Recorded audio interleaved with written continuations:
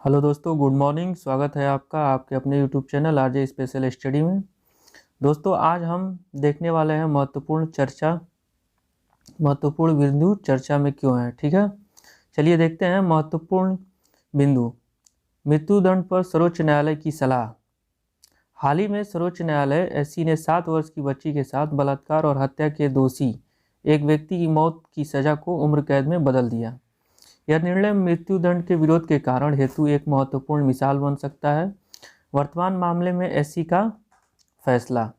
सर्वोच्च न्यायालय ने आजीवन कारावास की सजा के आदेश को बिना किसी छूट के संशोधित करते हुए 30 साल की सजा में बदल दिया। सर्वोच्च न्यायालय ने ट्रायल जजों को सलाह दी कि उन्हें केवल अपराध की भयानक प्रकृति और समाज पर इसके हानिकारक प्रभाव के कारण उन्हें आजीवन कारावास के कारकों पर समान रूप से विचार करना चाहिए। एससी ने दंड शास्त्र पेनोलॉजी के सिद्धांतों के विकास का उल्लेख किया और कहा कि मानव जीवन के संरक्षण के सिद्धांत को समायोजित करने के लिए दंड शास्त्र आवश्यक है। पेनोलॉजी अपराध विज्ञान का एक उपघटक है जो आपराधिक गतिविधियों को दबाने के अपने प्रयासों में विभिन्न समाजों के दर्शन और व्यवहार से संबंधित है। एससी ने कहा कि मृत्युदंड एक निवारक और मामलों में उचित सजा हेतु समाज के आह्वान की प्रतिक्रिया के रूप में कार्य करता है।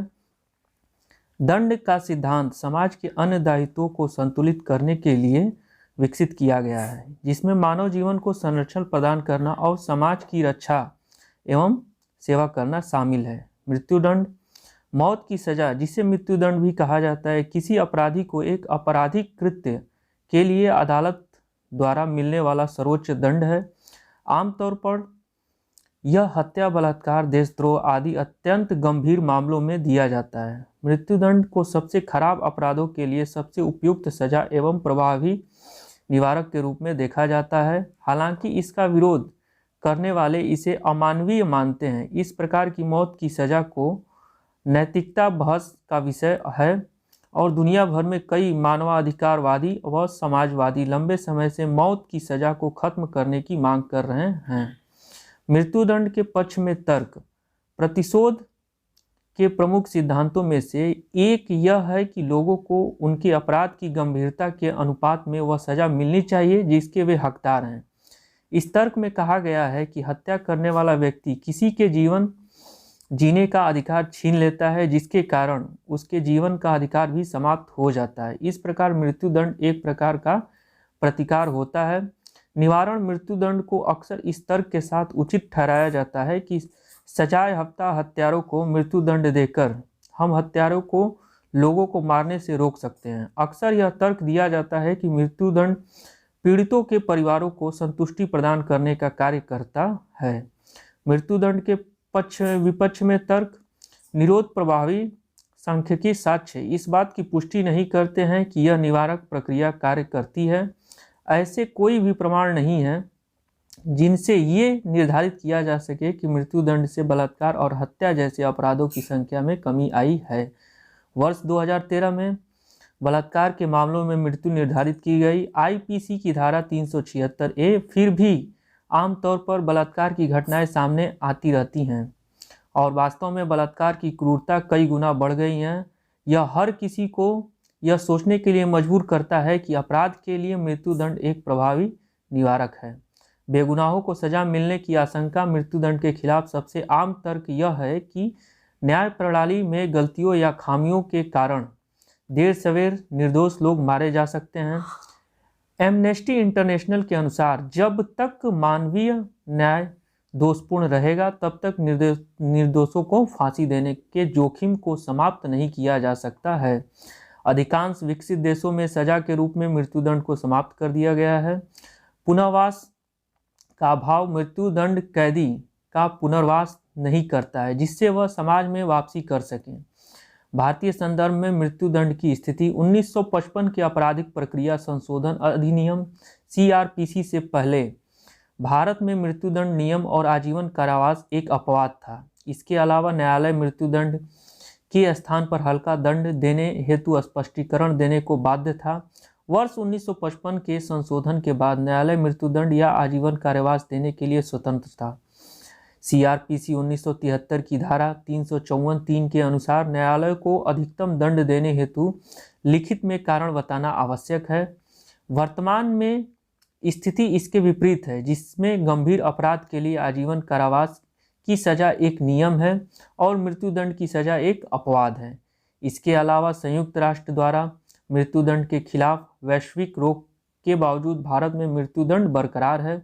भारत का दृष्टिकोण है कि निर्दयी, जानबूझकर और नृशंस हत्या के दोषी अपराधियों को कम सजा देने से इस कानून की प्रभावशीलता कम हो जाएगी, जिसका परिणाम न्याय का उपहास होगा।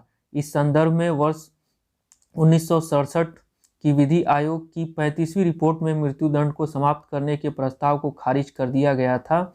भारत में आधिकारिक आंकड़ों के अनुसार 1947 में स्वतंत्रता प्राप्ति के बाद से 720 लोगों को फांसी हुई, जो कि अधीनस्थ न्यायालय द्वारा मौत की सजा पाने वाले लोगों का एक छोटा सा अंश है।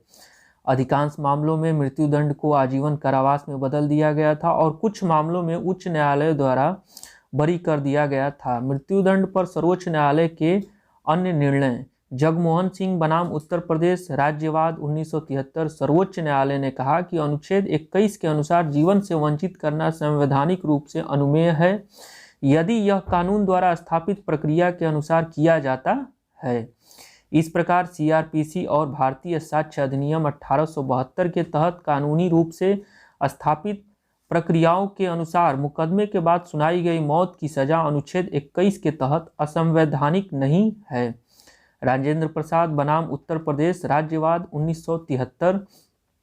सर्वोच्च न्यायालय ने कहा कि यदि एक व्यक्ति का आपराधिक कृत्य योजनाबद्ध एवं खतरनाक तरीके से सामाजिक सुरक्षा को खतरे में डालता है तो उसके मौलिक अधिकारों को समाप्त किया जा सकता है। वचन सिंह बनाम पंजाब राज्यवाद 1980। सर्वोच्च न्यायालय ने दुर्लभ से दुर्लभतम मामलों की युक्ति को प्रतिपादित किया, जिसके अनुसार दुर्लभतम मामलों को छोड़कर किसी भी अन्य मामले में मृत्युदंड नहीं दिया जाना चाहिए। दुर्लभतम मामलों को निम्नलिखित आधार पर परिभाषित किया जा सकता है। जब हत्या बेहद क्रूर, हास्यास्पद, शैतानी, विद्रोह या निंदनीय तरीके से की जाती है ताकि समुदाय में तीव्र और अत्यधिक आक्रोश पैदा हो। जब हत्या के पीछे का मकसद पूरी तरह से भ्रष्टता और क्रूरता है। माछी सिंह बनाम पंजाब राज्यवाद 1983। सर्वोच्च न्यायालय ने किसी भी मामले को दुर्लभतम मामले की श्रेणी में शामिल करने अथवा न करने हेतु अपने विचार प्रस्तुत किए। आगे की राह। केवल सजा बढ़ाने के बजाय महिलाओं एवं बच्चों के खिलाफ अपराधों से निपटने के लिए व्यापक सामाजिक सुधारों, निरंतर शासन संबंधी प्रयासों और जांच एवं रिपोर्टिंग तंत्र को मजबूत करने की आवश्यकता है। तो दोस्तों, ये रहा हमारा आज का महत्वपूर्ण बिंदु। ठीक है, तो ऐसे ही महत्वपूर्ण बिंदु प्राप्त करने के लिए आप हमारे चैनल को लाइक, सब्सक्राइब और अपने दोस्तों के साथ शेयर करें। Okay, bye bye.